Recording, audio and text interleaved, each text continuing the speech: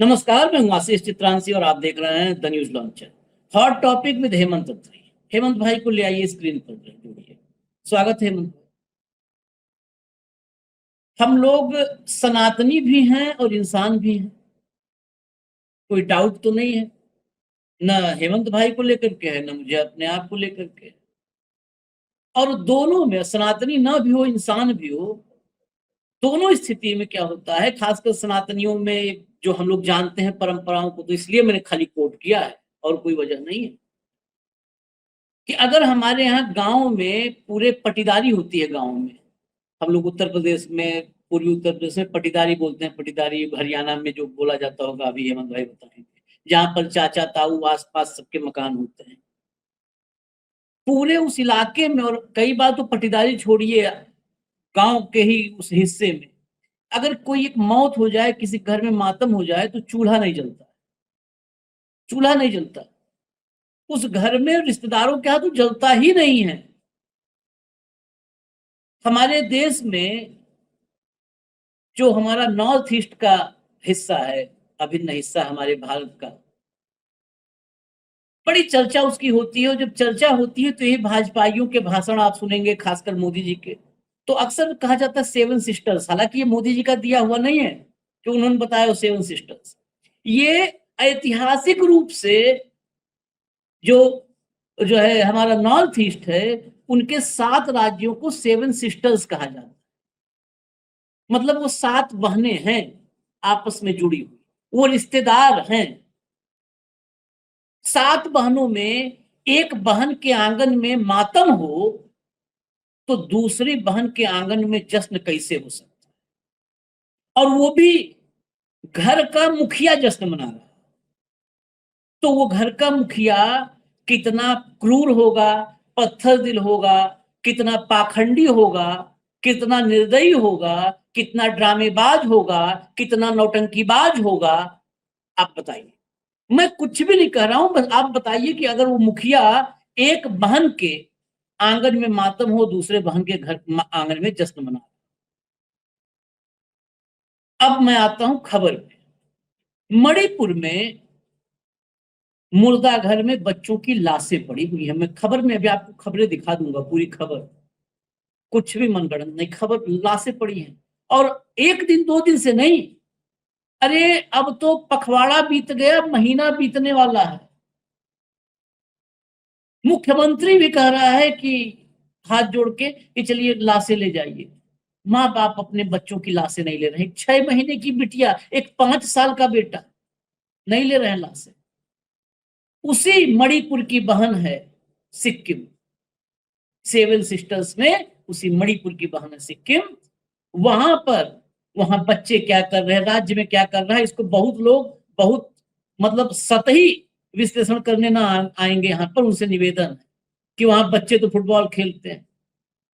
घर का मुखिया, जहां मुर्दा घर में लाशें बच्चों की हैं, वहां उसके पास वक्त नहीं है कि जाके आंसू पोंछ दे। अरे आंसू छोड़ो, सर पे हाथ फेर देता।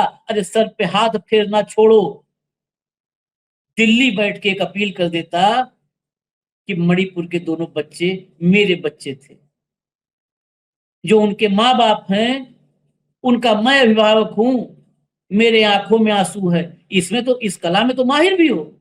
आंखों में आंसू है, अंतिम संस्कार कर दो। मैं दिल्ली से तुम्हारे साथ हूं इस अंतिम संस्कार में, दिल्ली से साथ हूं, नहीं आ पा रहा हूं, इतना बोल देते मैं चुनाव प्रचार करना है, मुझे चुनाव जीतना है, तुम लोग कर लो। वो कर लेते हो सकता है। एक शब्द सांत्वना का लिखने का एक्स पे, जिस एक्स पे दिन रात ए से जेड तक लिखते रहते हो, दिन रात लिखते रहते हो, उस एक्स पर संवेदना के 2 शब्द लिखने का वक्त नहीं था और फुटबॉल खेल रहे हो। फुटबॉल, ये चुनावी फुटबॉल। क्यों फुटबॉल? यही फुटबॉल था जब व्हील चेयर पर बैठकर पिछली बार, पिछले चुनाव में हेमंत भाई, ममता बनर्जी ने, मैं थोड़ा सा वक्त लूंगा और फिर आपके ही हवाले करता हूं सब, ये फुटबॉल ही था। बंगाल में फुटबॉल, वहां पे क्रिकेट वगैरह से ज्यादा, मतलब भारत में 2-3 ही राज्य है जहां क्रिकेट से ज्यादा कोई और खेल लोकप्रिय है। उनमें एक जो है आपका बंगाल है, एक केरला है। बंगाल में फुटबॉल ज्यादा लोकप्रिय है। ये फुटबॉल इसलिए सिक्किम गए थे क्योंकि चुनाव प्रचार का वक्त खत्म हो चुका था, और चुनाव प्रचार के बाद भी चुनाव प्रचार करने की कला, कुछ कलाएं ही तो हैं मोदी जी जिनमें सिद्धहस्त है, उनमें एक कला है। इसलिए सिक्किम में ये चुनावी फुटबॉल खेल रहे थे। पब्लिक, हालांकि पब्लिक के आग बबूला होने पर सरकारें पलट जाती हैं, लेकिन जब पब्लिक के मतलब मतों से सरकार नहीं चुनी जाती, तब ऐसा ही मनमाना और बेअंदाज हो जाता है नेता, शासक, जो मोदी जी जैसे हुए हैं। पब्लिक आग बबूला है, लेकिन मोदी को फर्क नहीं है। इको सिस्टम में जश्न हो रहा है और मजा आ रहा है नरेंद्र। लोग सोशल मीडिया पर उड़ा रहे हैं, फर्क नहीं है। क्यों नहीं फर्क है? क्योंकि नतीजे डिजाइनर है, फिक्स। लाइए जरा खबरें मैं आपको बस खाली इंट्रोड्यूस कर दूं, हेमंत भाई के पास चलेंगे। लाइए जरा हेडलाइन कुछ दिखा दीजिए। पहले मणिपुर दिखाएंगे आपको, तब जरा आपको तसल्ली हो, यकीन रहे। मणिपुर फिर क्यों सुलगा, ये 48 घंटे पहले की हेडलाइन है। आप जितने दर्शक हैं, मैं हमेशा कहता हूं व्यक्ति पूजक ही मत बनिए, हमारी बात भी मत मानिए, आशीष चित्रांशी पर भी डाउट करिए, जाके चेक करिए। 48 घंटे पहले मणिपुर फिर क्यों सुलग उठा। सीएम आवास की ओर जा रहे प्रदर्शनकारियों की पुलिस से झड़प, लाठियां चली, वहां पर टीयर गैस। मणिपुर में फिर बवाल, हजारों की संख्या में सड़कों पर उतरे लोग, पुलिस प्रदर्शनकारियों में झड़प। देख लीजिए नीचे, 25 अप्रैल रात के 9:30 खबर लगी है। ये आगे चलिए, इसीलिए डेट के साथ उसको क्रॉप नहीं किया। मणिपुर में प्रदर्शन के बीच मुख्यमंत्री ने 2 बच्चों के परिवारों से उनके शव लेने की अपील की। जरा भीतर भी दिखा दीजिए, शव लेने की अपील क्यों की। विष्णुपुर जिले के ट्रोंगा लाओबी में 7 अप्रैल को, 7 अप्रैल से आज हो गया क्या तारीख, 20 दिन हो गए ना, कहा कि पखवाड़ा गुजर गया। विस्फोट में 5 वर्षीय एक लड़के और उसकी 6 महीने की बहन की मौत हो गई। उनके परिवार वालों ने कहा था जब तक दोषियों को गिरफ्तार नहीं किया जाता वे शव को स्वीकार नहीं करेंगे। ठीक है, अब हटा। अब दूसरा पहलू देखिए, राजा को देखिए, अपने पत्थर दिल राजा को। मोदी ने सिक्किम में बच्चों के साथ फुटबॉल खेली, सोशल मीडिया पर कहा एनर्जी से भर गया, एनर्जी से भर गए। राज्य के 50वें स्थापना दिवस कार्यक्रम में शामिल हुए। आगे चलिए, हेडलाइन लाइए। Modi joins Sikkim youth for morning football before statehood celebration. ये सारी जगह पर अंग्रेजी, हिंदी, क्योंकि भारत में तो इससे बड़ी हेडलाइन ही नहीं होती है। नरेंद्र मोदी मंदिर में गए, नरेंद्र मोदी ने झाल मुड़ी खाई, नरेंद्र मोदी ने पूड़ी खाई, नरेंद्र मोदी ने नौका में बैठ के कैमरा निकाला और ऐसे दूर तक एकदम जूम इन जूम आउट किया, अपर्चर सेट किया, और नरेंद्र मोदी ने फुटबॉल खेला। नरेंद्र मोदी ने काम क्या किया, कभी इसकी हेडलाइन बन जाए तो एक बार भेज देना, हम भी तर जाएंगे पत्रकारिता में। काम क्या किया ये भेज देना। नरेंद्र मोदी ने भाषण कितना दिया, भाषण और इवेंट, इसके अलावा काम कभी भी अगर गिनवा दो तुम लोग, इंडियन एक्सप्रेस से लेकर के और जितने एक्सप्रेस हैं भारत में, सबको मैं चुनौती दे रहा हूं, काम एक बार गिनवाना। एक पन्ना अखबार का काम के लिए समर्पित कर दो, जो कहोगे उस दिन आकर के आप लोग के घर में झाड़ू पोछा कर दूंगा, दफ्तर में झाड़ू पोछा कर दूंगा। देखिए, 2 दिन के दौरे पर हैं, गंगटोक में फुटबॉल खेली। एक्स पर लिखा इन बच्चों के साथ फुटबॉल खेलकर ऊर्जा से भर गया हूं। हटा दीजिए, अब ट्वीट ले आइए। वही बात लिखी है, football morning in Gangtok, we learn, we played, we celebrated and above everything else we enjoyed the game. Game game ही तो एंजॉय कर रहे हैं 12 साल से। आगे चलिए, विजुअल दिखा दीजिए। विजुअल लंबा है 2.5 मिनट का, मैंने 2-3 सेकंड 4 सेकंड का काटा है, दिखाइए। ये देखिए, Pele, Maradona, Ronaldo, Roberto Baggio, Romario, Bebeto, Ronaldinho, सब शर्मा जाएंगे।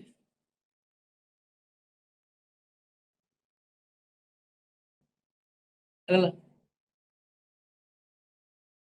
ये श्रीनिवास हैं, ये बहुत सरकार के टारगेट पर रहे हैं, कांग्रेस के जुझारू नेता। इन्होंने क्या लिखा, हेलो मोदी जी, ये तस्वीरें मणिपुर के राहत शिविरों की है, वहां भी बच्चे रहते हैं और बहुत अच्छी फुटबॉल खेलते हैं। मणिपुर में वाकई बहुत अच्छी फुटबॉल खेलते हैं।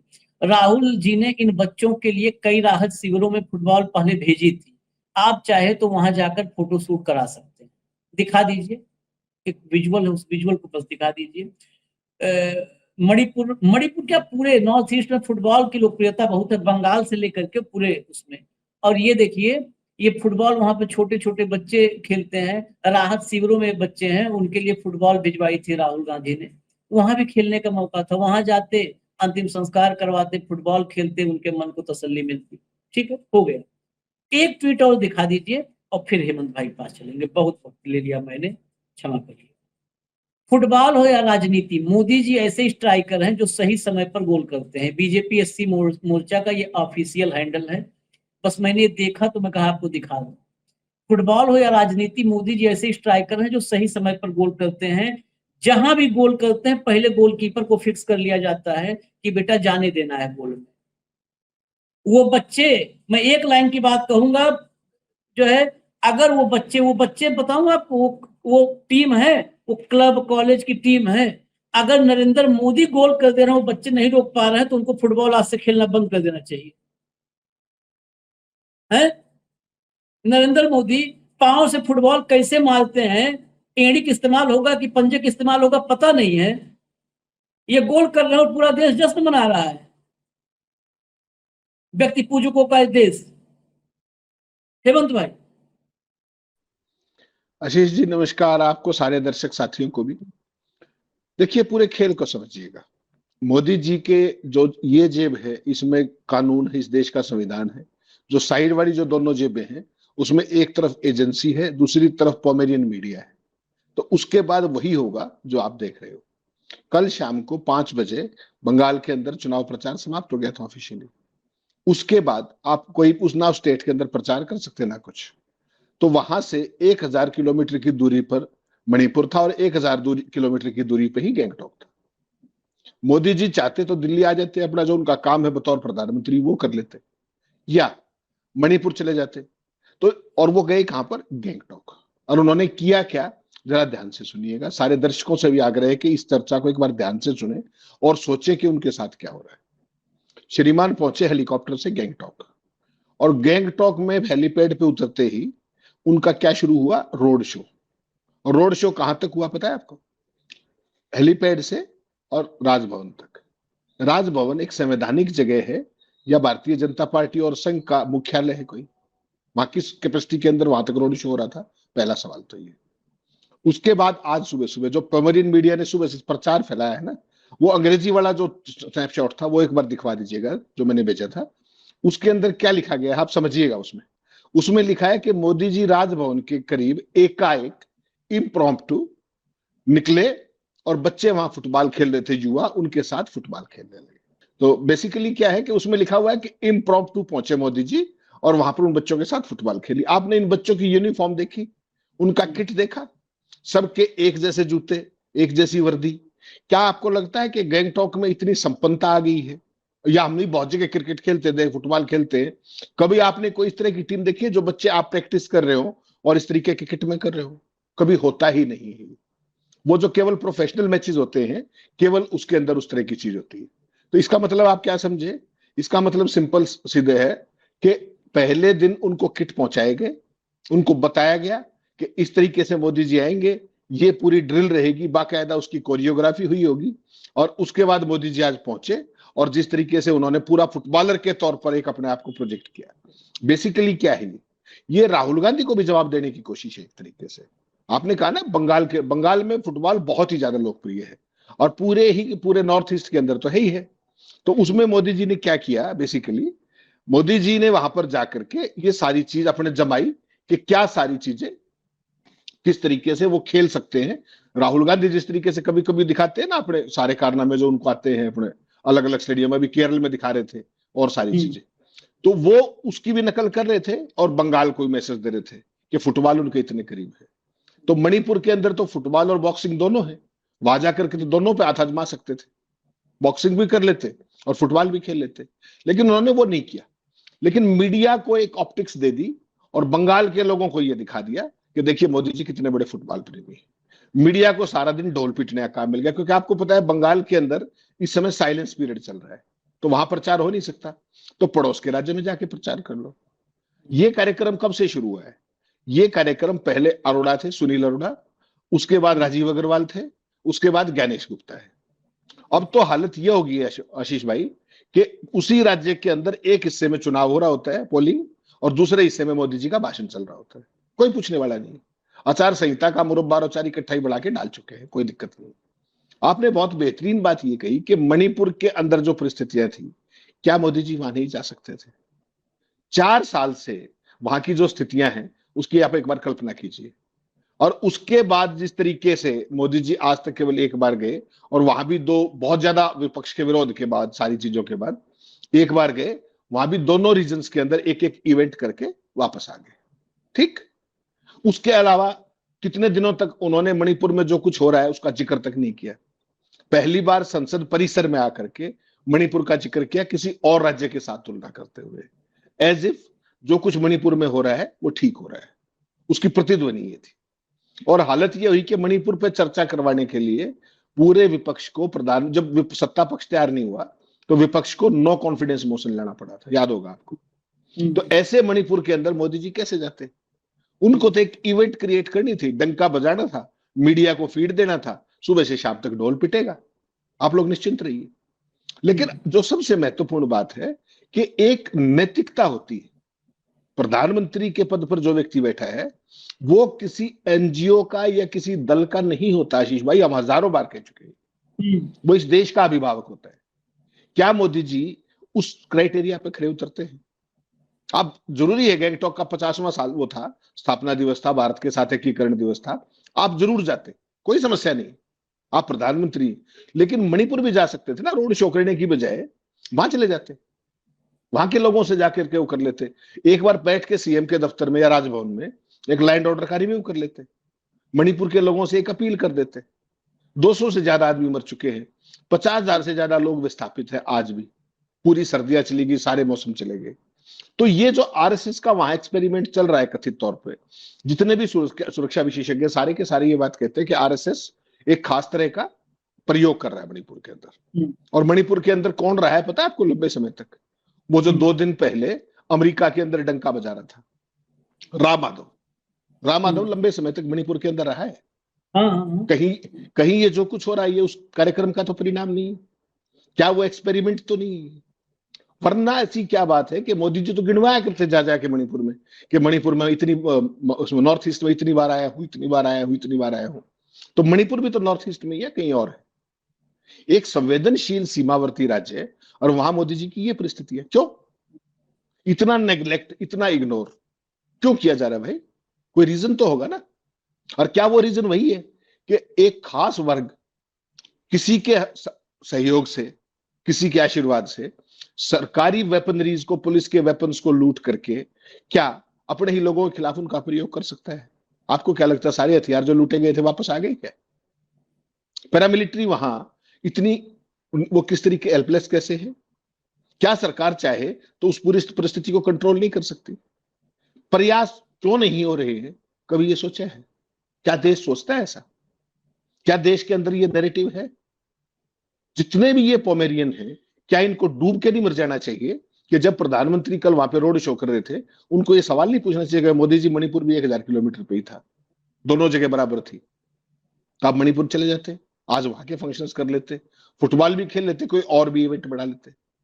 तो अब देखिए, असम के अंदर चुनाव हो रहा था, बगान में पहुंच गए, एसपीजी वाले कहां खड़े थे? खंबे के पीछे, जो पिलर्स होते हैं ना, जिस बिल्डिंग में थे, पिलर के पीछे एसपीजी खड़ी थी।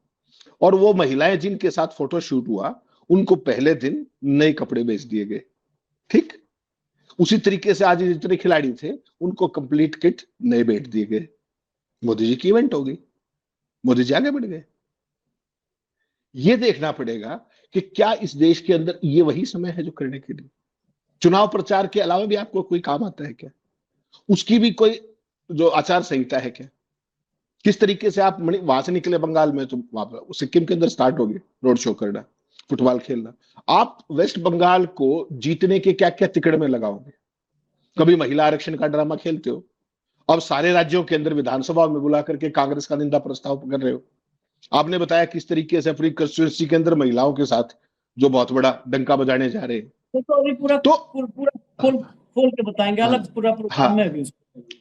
तो आशीष भाई सोच करके देखिए, जब आप संसद में बैठे होते हो तो संसद में पूरी भाजपा और उसके जितने भी तबलची हैं वो क्या कहते हैं, लोकसभा में राज्यसभा का जिक्र नहीं हो सकता, राज्यसभा में लोकसभा का जिक्र नहीं हो सकता। ये चेयर्स की व्यवस्था, ये मेरी राशि राशि की नहीं है। राज्यों की विधानसभा में संसद की कार्रवाई का जिक्र कैसे हो सकता है और उस पर निंदा प्रस्ताव कैसे हो सकता है? कोई है पूछने वाला? जो हाउस एक बिल्डिंग के अंदर है, दोनों चैम्बर, वहां एक दूसरे की चर्चा नहीं हो सकती। लेकिन चंडीगढ़ की हरियाणा विधानसभा के अंदर महिलाओं का बिल पास, प्रस्ताव परिसीमन का है, प्रचार महिला आरक्षण का है। सवाल साधारण है कि 2.5 साल पहले पास किया था, उसको नोटिफिकेशन अब क्यों किया? वोटिंग से पहली रात को, दिन में नहीं। आप चाहते तो 543 में दे देते। तो आप इस व्यक्ति की मानसिकता समझिए, इस पूरे संघ परिवार का जो कार्यक्रम चल रहा है इस देश के अंदर मूर्ख बनाने का, उसकी गंभीरता को समझिए। और क्या ये दो देश के हमारे साथी हैं, जो नागरिक हैं, क्या वो इस बात को समझ रहे हैं कि ये कहां ले गए हैं देश को? पूरी दुनिया में क्या क्या हो रहा है? 4 दिन पहले एक खबर छपी इंटरनेशनल मीडिया के अंदर कि जैसे ही बंगाल का दूसरे फेज का चुनाव होगा हिंदुस्तान के अंदर, उसी दिन शाम को 6 बजे 18 रुपए से लेकर के 25 रुपए तक पेट्रोल डीजल के दाम बढ़ेंगे। सरकार ने इमीडिएटली क्या ट्वीट किया कि ये बकवास है, ऐसा कुछ नहीं होने वाला। कहा ना। अब कल पोलिंग है, मैं चैलेंज करता हूं कि परसों का दिन दिखा दीजिएगा उससे पहले, अगर ये रेट ना बढ़ाए तो सरेआम झूठ बोलते हैं। They have the audacity to tell a lie all through. सारे का सारा भाषण, सारे का शासन केवल झूठ पिट के देते हैं। पूरे दुनिया के अंदर क्या क्या हो रहा है, लड़ाइयां चल रही हैं। ईरान पाकिस्तान पहुंचता है, वहां से रशिया पहुंच जाता है, सब जगह। यहां भी कोई आया है क्या? आपसे पूछे बिना तो परिंदा पर नहीं मारता। सारे ग्लोबल लीडर आपकी तरफ देखते हैं, सारे फैसले आप करके आते हो, पूरी दुनिया के सरपंच आप हो। कोई पूछ भी रहा है आपको? कहीं एक मॉडल मेडल पहुंच के आए, पहन के आए थे इजराइल के अंदर। उसकी कीमत, याद रखना मेरी बात, इस देश की पीढ़ियां चुकाएंगी। जो मेडल पहना है ना, उसकी कीमत जो है कई पीढ़ियां चुकाएंगी हमारी। ये इस आदमी का विजन है।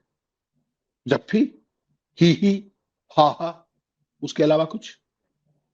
ये जो पूरी परिस्थिति है, ये इवेंट बाजी ने आशीष भाई इस देश को रसातल में पहुंचा दिया। इस देश के मान सम्मान को, इस देश की गरिमा को, वर्ल्ड के अंदर हमारी पोजीशनिंग को बर्बाद और तबाह करके रख दिया। और कोई भी मीडिया वाला इस पे कोई सवाल पूछने को तैयार नहीं, कोई भी, किसी भी मीडिया नहीं। हेमंत भाई, मैं आपको फिर अभी सारे वो भी पढ़ के बताने हैं, तो एक मिनट। मीडिया नहीं जिम्मेदार है, इसमें हम भी जिम्मेदार हैं।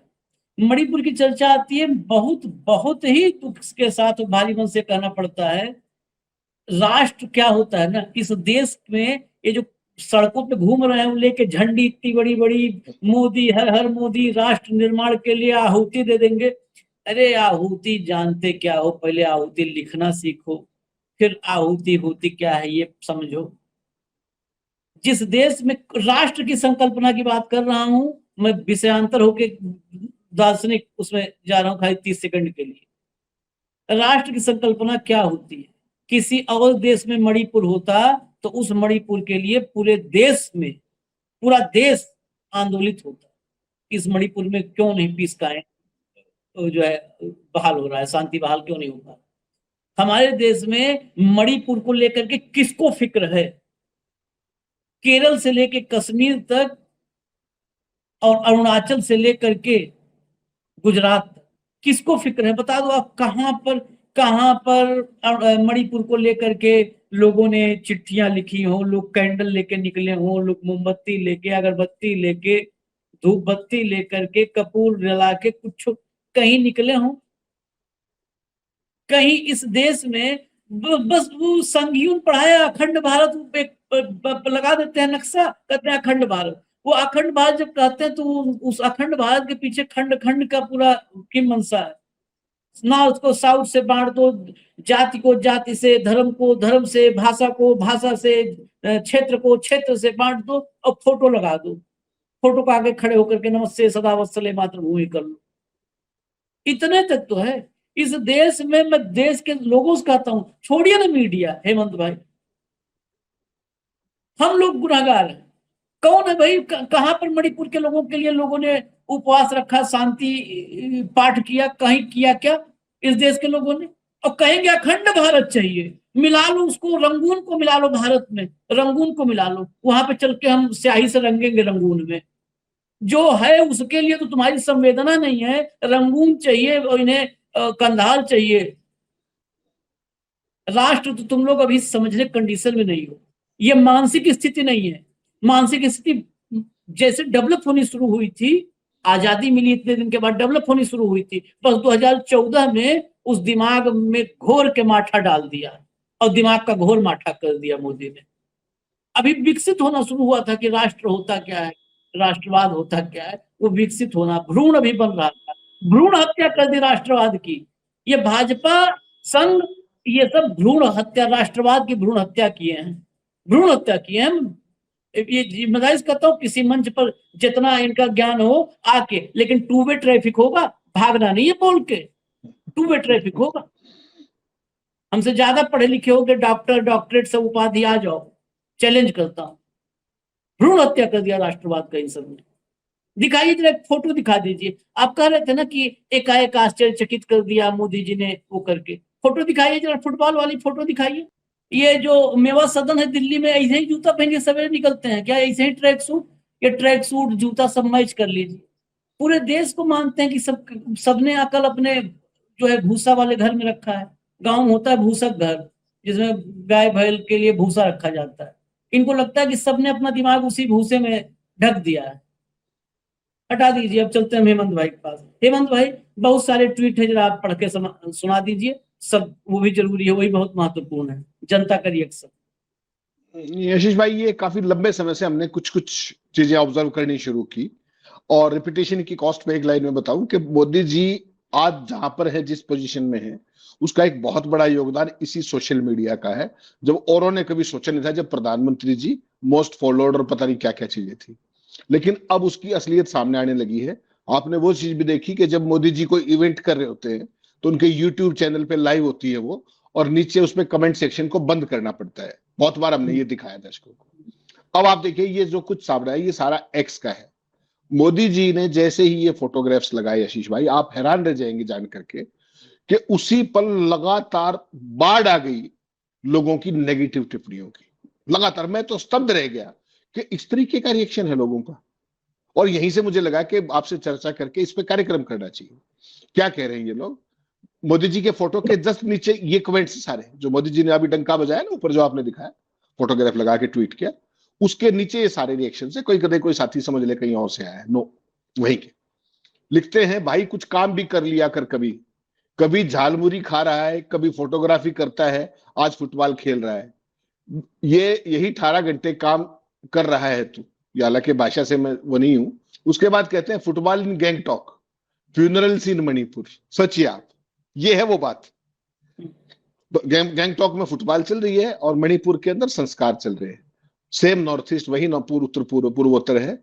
सेम वीक उसी हफ्ते, सेम प्राइम मिनिस्टर, वही प्रधानमंत्री हु नेवर विजिटेड। सोच करके देखिए, ये आम लोगों का है। ये कहते हैं most young footballers in this country can't afford football shoes.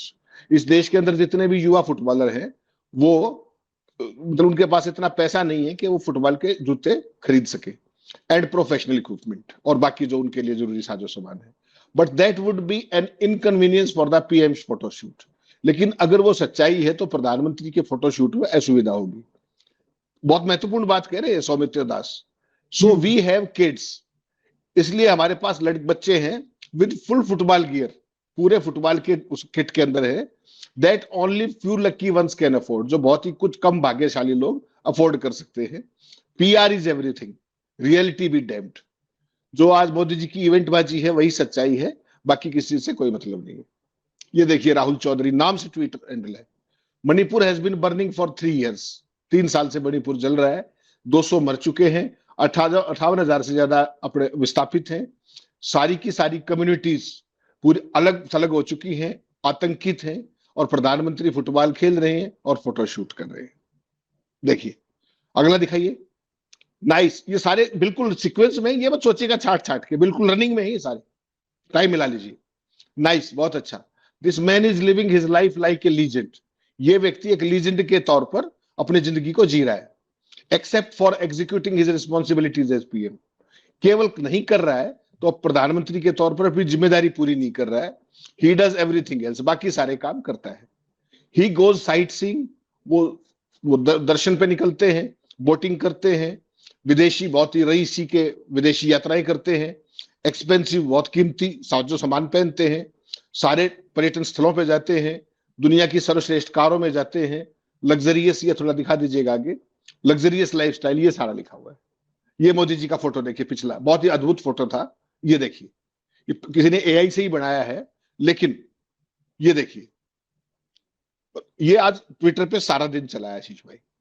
तो आप सोचिए ये एआई के जरिए बनाया गया है, लेकिन इससे भक्तजन बिल्कुल इसको सच मान लेंगे, क्योंकि मोदी जी जलवा है मोदी जी का, तो उसको सच मान लेंगे।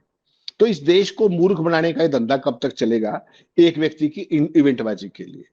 ये पूरे का पूरा आशीष भाई जो कुछ आज था, जिस तरीके से था, बहुत ही शर्मनाक है। चाहे वो सिक्किम में जाके रोड शो करना हो, चाहे जो करना हो, हर चीज की एक टाइमिंग होती है। और आपने शुरुआत एक बहुत अच्छी बात से कही थी कि एक जब मोहल्ले के अंदर, नॉर्थ ईस्ट हमारा एक मोहल्ला ही तो है, 7 सिस्टर्स जब हम कहते हैं तो वो एक परिवार है। वैसे तो पूरा देश ही परिवार है। बहुत बार क्या होता है कि कोई बड़ी चीज, कोई बड़ी घटना कहीं हो जाती है तो पूरे देश में उस तरह की चीज होती है, भाई शोक के हिसाब से और सारी चीजें, राष्ट्रीय शोक घोषित कर देते हैं फलन। यहां पर 3 साल से सब कुछ चल रहा है और मोदी जी के मुंह से एक शब्द नहीं निकलता। ये सारी चीजें देश के लोगों को सोचनी पड़ेगी कि उन्होंने कैसा प्रधानमंत्री चुना है, जो मुद्दों को छोड़ करके सारी बातें करता है, जो अपने आप में बहुत ही अनफॉर्चुनेट है। और ये जो व्यवहार भी है, ये इससे पहले किसी प्रधानमंत्री का नहीं रहा कि वो एक एनजीओ का प्रधानमंत्री बन के रह गया या वो एक पॉलिटिकल पार्टी का रह गया और फिर ये कहता है कि विपक्ष मुझे गालियां देता है, विपक्ष मेरा सम्मान नहीं करता। तो फिर वही बात आपको कहता हूं, सम्मान आशीष भाई अपने आचार और व्यवहार से अर्जित किया जाता है, थोपा भी नहीं जाता और मांगा भी नहीं जाता। लेकिन ये जो पूरा सिस्टम 100 साल से चल रहा है, इसको अब रोकने का समय आ गया है, वरना इस देश की पीढ़ियां किस दिशा में जा रही है आप उसकी कल्पना कर सकते हैं। कल्पना क्या करेंगे, कल्पना तो देखिए ना, ये सबकी कल्पना शक्ति को छीण कर दिया। सबसे पहले क्या करते हैं ऐसे लोग, कल्पना शक्ति को ही छीण करते हैं, और वही कल्पना आप कर सकते हैं जो आपसे कल्पना करवाएंगे। जैसे 2047, बस वही कल्पना करना होगा। आज नहीं कल्पना करना है कि आज बताओ, हम तो कुछ नहीं, हमने बस ये देखा मणिपुर, क्योंकि लगातार 3-4 दिन से चुनाव के बीच मणिपुर में हमने किया भी था, 4-5 दिन पहले प्रोग्राम भी किया था।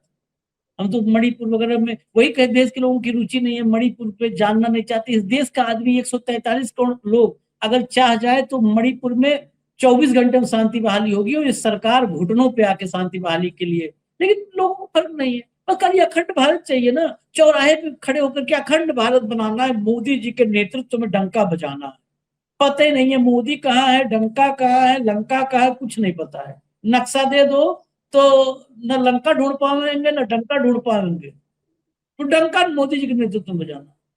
सुनो ना, आप सोशल मीडिया पे जाकर के बहुत सारी चीजें मिलती हैं ऐसे ऐसे लोगों की, ऐसे ऐसे अद्भुत जो जीव हैं, विलक्षण जीव हैं, वो विलुप्त हो जाएंगे। उनको तो संरक्षित करना चाहिए, यूनेस्को वगैरह को चाहिए कि संरक्षित करें, इनको बचा कर रखे। तो क्या कल्पना करेंगे, हम लोग को इजाजत दीजिए, हमारा काम है, वो काम हम करेंगे, वो काम किसी भी कीमत पर करेंगे। दुनिया जितना रिस्क होगा, वो रिस्क तो रहते हैं हर काम में, जीवन है तो रिस्क है। चलिए इजाजत दीजिए हमें, हम फिर अभी आ रहे हैं, फिर अभी खबरें और भी हैं, उनको भी लेकर के आ रहे हैं। धन्यवाद हेमंत भाई, बहुत बहुत धन्यवाद, नमस्कार।